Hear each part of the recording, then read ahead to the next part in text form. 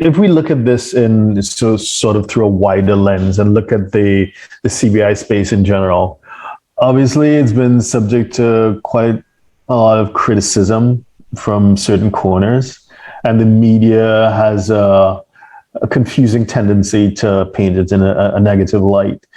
And perhaps as a result of that public/political pressure, we've seen some programs disappear or evolve. I'm thinking of Cyprus, which kind of disappeared, and the pressure being put on Portugal.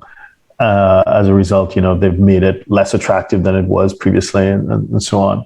What do you think of that wider trend in general, and then specifically, how do you see it? Because it must impact, but how do you see it impacting your particular jurisdictions in the medium to long term? With any immigration program, you run the risk of it changing, of evolving regulations, tax-wise, banking-wise. They're all sovereign countries free to make their own rules and laws. So, with any immigration program, it's always, if you have an opportunity to do it and it's something you want to do, it's something you should take advantage of in the present. It's not something you should delay 1 year, 2 years, or 5 years, waiting and hoping it will still be there. It's always something to take advantage of immediately. And Cyprus is the perfect example. I know there were many people who had even begun the Cyprus process, but weren't able to complete it because the program had shut abruptly. 3 weeks, the heads up was given, and that was it.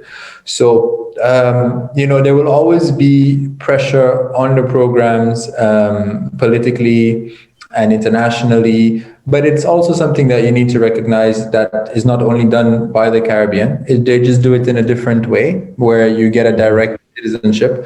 Cyprus did it in the same way. Malta did it in a similar way. The US ultimately does it in a similar way with EB5, whereas they just give you residency and then you earn it. So the Caribbean understands and appreciates that maybe people can't live there to meet the residency requirement.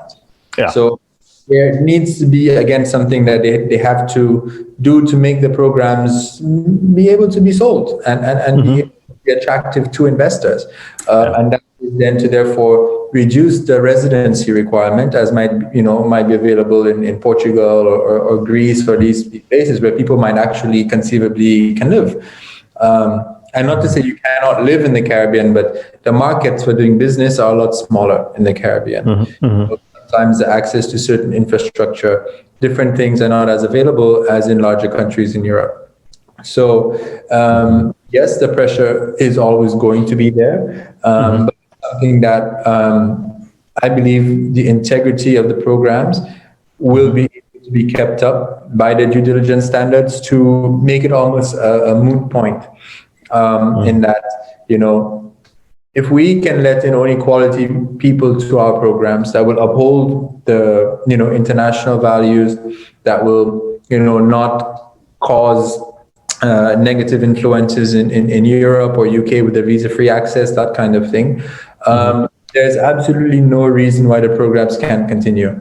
And I think there's a very bright outlook for the short to medium to long-term viability of the program, because they do provide a good economic lifeline. I wouldn't even say lifeline, but pathway for the government.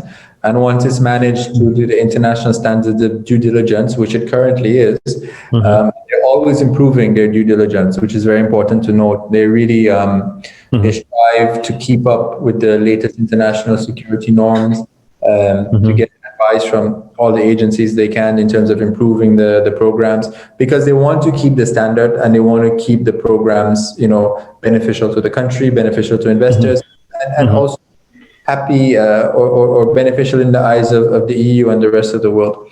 So I see there's always pressure. Pressure will always come in different forms, especially these smaller countries that have been considered as tax havens, like Vanuatu and going on, and it might be tax pressures, but these can be mitigated by putting the right policies in place. And I believe the governments are flexible enough and really are smart enough to be able to work with their counterparts to ensure that everyone meets their objectives.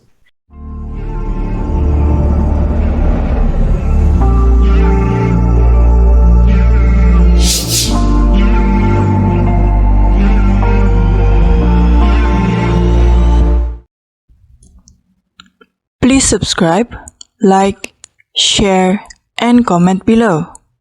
Our books and upcoming events are available at htj.tax. Email us at help@htj.tax